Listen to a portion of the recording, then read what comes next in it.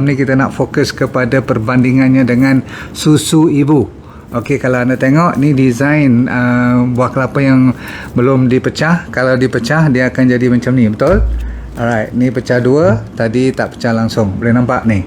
Okey, bagi anak-anak muda yang tak pernah tengok kelapa yang diparut, inilah dulu atuk-atuk kita zaman tak ada mesin dulu, kita kokok, tahu tak? Kita naik dia punya macam kuda kecil tu di ujung tu ada tajam-tajam besi, kita kukur dia sampailah ke tempurungnya, betul? So saudara-saudara sekalian, malam ni kita cerita bermula daripada design macam ni sehingga ke macam ni, sehinggalah malam ni kita cerita iaitu virgin coconut oil. Kalau kita dengar perkataan virgin coconut oil, kalau nak bandingkan dengan susu ibu ataupun lebih daripada virgin coconut oil tu, sebab virgin coconut oil tu adalah fasa kedua daripada fasa pertama yang macam ni kan, dengan macam ni dijadikan bila dibuat semacam santan tu dan tidak menggunakan sebarang haba ataupun suhu yang panas. Bila keluar minyak yang diasingkan waktu kita peram dia tu, minyak yang diasingkan tu dinamakan virgin coconut oil.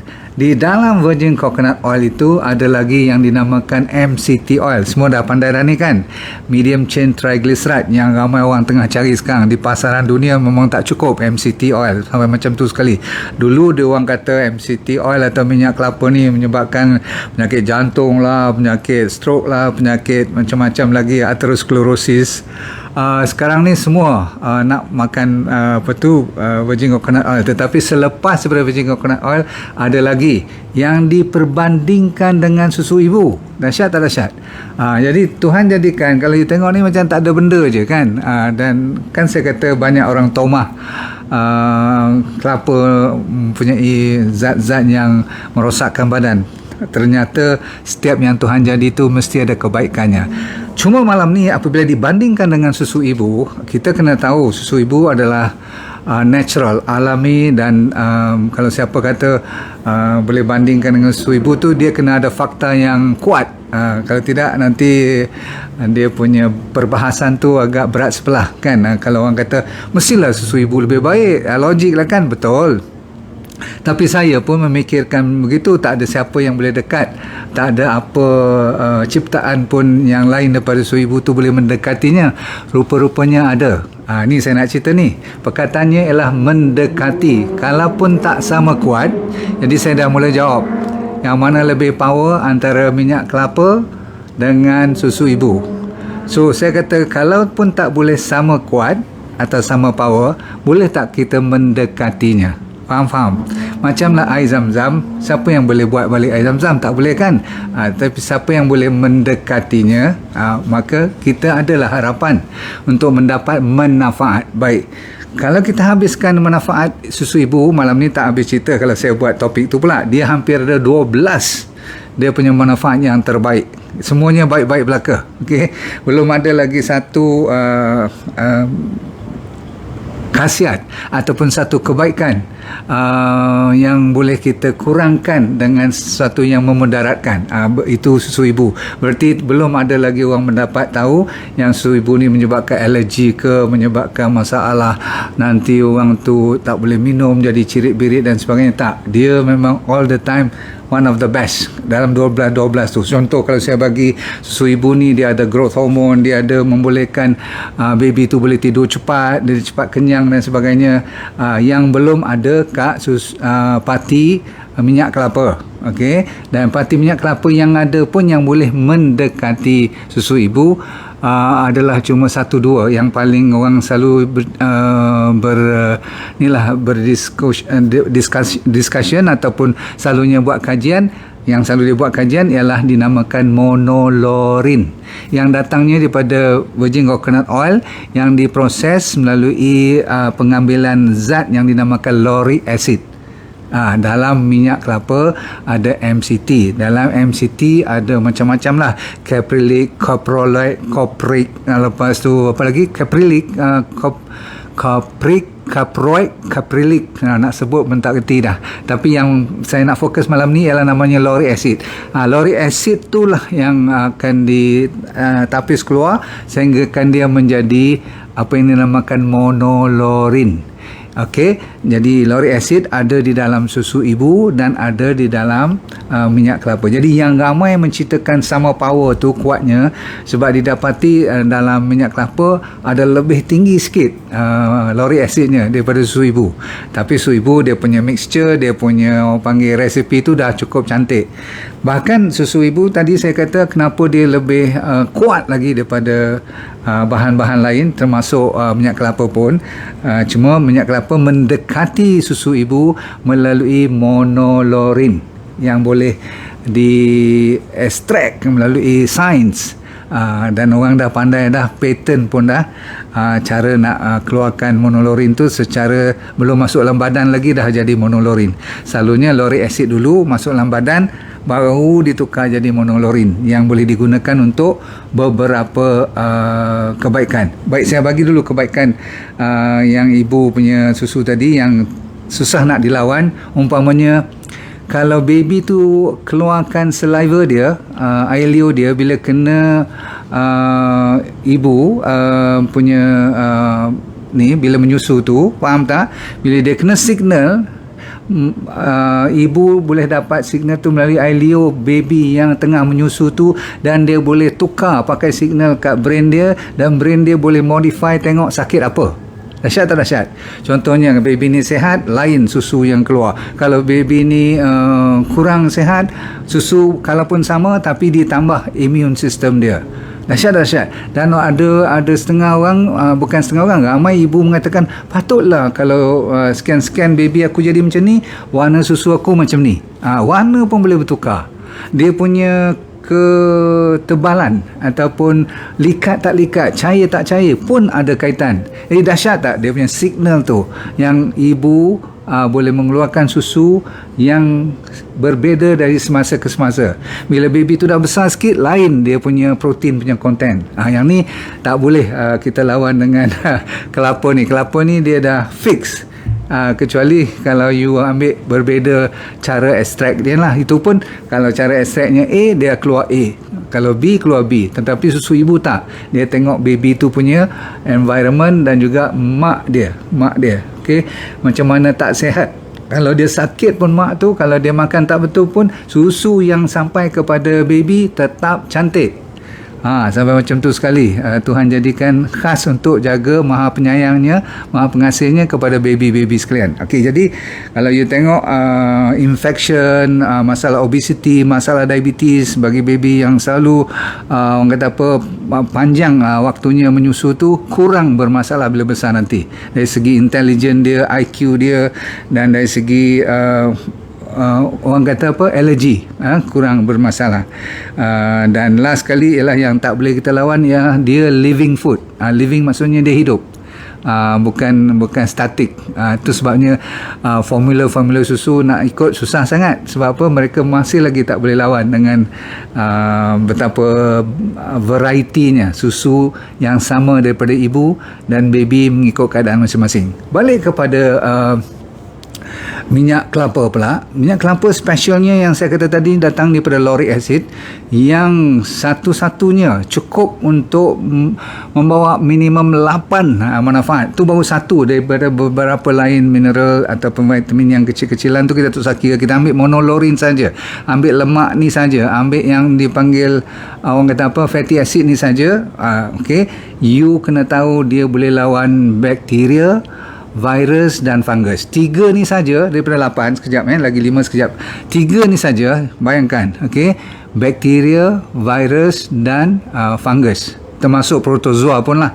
Tapi kita fokus pada 3 ni saja, dia dah boleh mengatasi daripada bahan-bahan lain untuk kita yang walaupun dah lebih daripada peringkat menyusu ibu, maksudnya atas pada setahun 2 tahun tu, kita masih memerlukan bahan-bahan yang lawan virus, bakteria dan fungus. Maklum sajalah zaman sekarang ni you tengok kalau pergi sekolah tadika ke taska ke, kadang-kadang ni sekarang ni hand, foot and mouth disease dah mula berleluasa. Tak lama lagi ataupun selalunya budak-budak ni akan kena tonsil, akan kena apa lagi, cucu you selalu suka kena apa, sesama, batuk, apa lagi, demam, biasa sangat, betul tak? Masa tak pergi tadika, tak pergi sekolah, tak join dengan geng, okey je masa PKP dulu. Bila PKP buka balik, lepas naik balik dia punya tu. Sebab apa?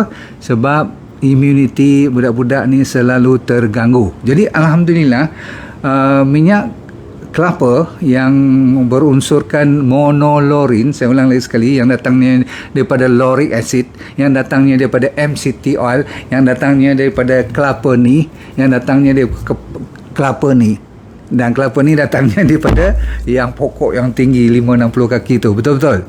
Jadi tuan-tuan sekalian, magicnya Tuhan jadikan kelapa ni adalah untuk mungkin saya rasalah bagi mereka yang dah tak menyusu lagi, macam orang dah berumur 5 tahun 10 tahun kan, walaupun kanak-kanak lebih difokuskan untuk menggunakan zat monolorin ni, tapi orang dewasa pun boleh. Cuma orang dewasa ada pilihan yang banyak lagi. Yang ni bila jadi monolorin, anda tahu tak, dia manis. Monolorin ni tidak macam minyak dan dia larut dalam air pun. Maksudnya dia tidak hanyir. Dan bila kalau you nanti saya tunjuk macam mana bentuknya dan macam mana you nak makan dia semua tu, dia juga boleh menghilangkan masalah herpes. Herpes ni kadang-kadang mulut jadi pecah, berkudis-kudis ya. Dia boleh menyebabkan ni cerita-cerita HIV ni pun orang ambil monolorin juga. Tapi untuk kanak-kanak, lebih pada mereka yang lesu, letih, tak bermaya, ataupun mereka yang ada orang panggil apa, kanak-kanak yang suka naik masalah pimple kecil-kecil, muda-muda lagi 10-15 tahun pun dah ada. Okey, so peringkat umur muda-muda ni kalau nak bagi antibiotik kadang-kadang teruk budak-budak tu sebab dia cirit dan sebagainya. So pengganti antibiotik yang terkenal sekarang namanya ialah, bukanlah ganti terus, kalau boleh makan ikutlah kata doktor, tapi kalau dia dah sampai tak boleh, dah cirit, dah ada allergic pada antibiotik, dan sekarang zaman sekarang ni antibiotik pula apa yang dipanggil antibiotik tolerance ataupun resistant. Pernah dengar tak? Ambil antibiotik ni dulu boleh, tapi sekarang dah tak berapa menghasilkan jawapan yang sama lagi dah. Maksudnya dia tak berapa kuat lagi dah. Berarti you kena tukar antibiotik lagi. So ada yang dinamakan rintangan antibiotik. Telah dibuat kajian monolorin ni yang asalnya daripada kelapa ni, okey, jangan main-main. Bila diproses elok dan diambil dia punya volume ataupun dia punya dos yang betul, dia boleh lawan dengan 6 jenis antibiotik yang kuat-kuat seperti penicillin. Kalau you allergic pada oxacillin ataupun fusidic acid, ada nama lagi lah, erythromycin, vancomycin, all the sin ujung tu. Dah ada 6 antibiotik yang top, dia orang kata apa, lawan, maksudnya dibandingkan cukup kuat. Bermaksud kalau you tak boleh ambil antibiotik yang sintetik tadi, yang dibuat oleh farmasi, maka ambil lah yang natural yang dibuat daripada kelapa dalam bentuk monolorin. Bukan dalam bentuk kelapa parut ataupun santan saja, itu belum cukup kuat, nak kena diproses lagi. Maklumlah, dia ada proses demi proses. Jadi tuan-tuan sekalian, sebagai kesimpulannya, kalau you dengar H. pylori, ni nama-nama bakteria-bakteria yang nakal-nakal tu, dia boleh lawan chlamydia, shingles, pernah dengar, kayap, Epstein B virus, influenza, yang selalu sesama tu dapat masalah strep dan staph ni yang paling sukar kalau dapat sakit kerongkong ataupun radangan yang sampai merah. Budak-budak selalu tak boleh pergi sekolah dan sebagainya. Baik, jadi anda tengok dari sudut susu ibu ada banyak kebaikan, jadi dia menang hands down.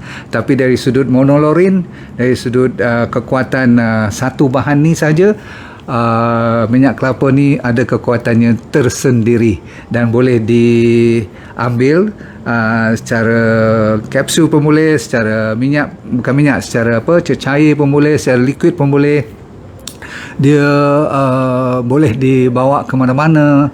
Dia tak payah lagi bergantung dengan susu ibu lah. Of course, takkan kita dah 4-5 tahun nak bergantungan dengan ibu lagi. Jadi bawah pada umur 12 tu selalunya budak senang kena penyakit, dan ada rupa-rupanya Tuhan jadikan pengganti susu ibu. Bukan dia ganti dari segi bila dia lahirkan tak payah ambil susu ibu, tak. Maksud saya boleh disuplemen, boleh ditambah dengan makanan tambahan, minuman tambahan ni yang dinamakan monolorin. Okey, jarang-jarang kita faham benda ni, maka jangan kita anggap tidak ada lagi zat selepas daripada nyok yang warna putih ni. Okey, dan dengan itu, dengan lafaz Bismillahirrahmanirrahim, saya ingin memperkenalkan yang lama sangat dah saya nak keluar untuk baby sahaja. Bukan baby tu maksudnya baby dilahirkan sahaja, tapi daripada dilahirkan maksudnya daripada umur sebulan 2 bulan pun dah boleh sampailah umur 12 tahun. Jadi atas 12 tahun tu kita ada lagi yang lebih, budak-budak ni boleh telan pil atau kapsul. Tapi untuk mereka yang bawah pada 10, 5 tahun terutama sekali, saya ingin memperkenalkan kepada anda yang dinamakan, saya tak segan nak cerita namanya, yang terbaru malam ni saya perkenalkan, namanya D&D Kids untuk kanak-kanak. Dan saya fokus untuk kanak-kanak. Rasanya memang selalu saya nasihatkan jangan bagi budak tu pegang sendiri. Kalau tidak nanti semalaman dia bagi habis. Dan anda tahu dulu saya pernah buat Lorix kan, tapi Lorix tu belum cukup kuat. Kita perbetulkan dan kita tingkatkan dia punya quality. Tekan 3 average secara purata, 3 kali tekan untuk budak-budak kecil bawah pada 5 tahun dah cukup. Okey, 2 kali sehari, sebelum atau selepas makan tak ada masalah. Cuba tengok dia punya mood dia macam mana, cuba tengok pemikiran dia, cuba tengok energi dia, dia punya tenaga dia macam mana kan. Cuma jangan makan sebelum tidur. Sebab apa? Nanti dia aktif. Sebab bahan ni memang mengaktifkan you punya mood dan you punya nak cerita apa? Oh, nak tengok, ada ramai nak tengok lagi. Sorry saya cepat sangat. Okey, lagi sekali, ni kotak dia, simple je. Kita ni nampak IG tak nampak. Oh sorry, IG tak nampak. Saya berat sebelah pula. Sama je, saya letak dua-dua sekali. Boleh nampak tak? Okey, ni namanya D&D Kids. Okey, untuk budak-budak. Boleh tak mak bapak makan sekali, minum sekali? Amat boleh lah. Tapi mak bapak kan seminggu sebotol kot, sebab dia sedap sangat. Rasa dia lemak, manis macam nira tu. Sebab asal pun daripada mana? Daripada kelapa. Okey, kita ucapkan terima kasih bagi anda sekalian yang sudi menonton. Dan saya menggalakkan semua budak-budak bawah pada umur 5 tahun terutama sekali, atau bawah pada 10 tahun, jangan lupa kepada D&D Kids. Okay? Dan saya kalau tahun ni saya buat awal-awal lagi dulu, tapi maklumlah expert dia tu, cara dia kendalikan dan dia proses tu agak complicated. Tak semudah tu nak keluarkan daripada sini nak jadi macam ni kan. Itulah dinamakan sains. Dan saya doakan semoga anda semua sentiasa lagi sekali dengan Tuhan bagi rezeki bahan-bahan baru dan ciptaan Allah SWT. Sebenarnya kita mendapat rezeki, kita share bersama. Boleh? Selamat mencuba. Assalamualaikum warahmatullahi wabarakatuh.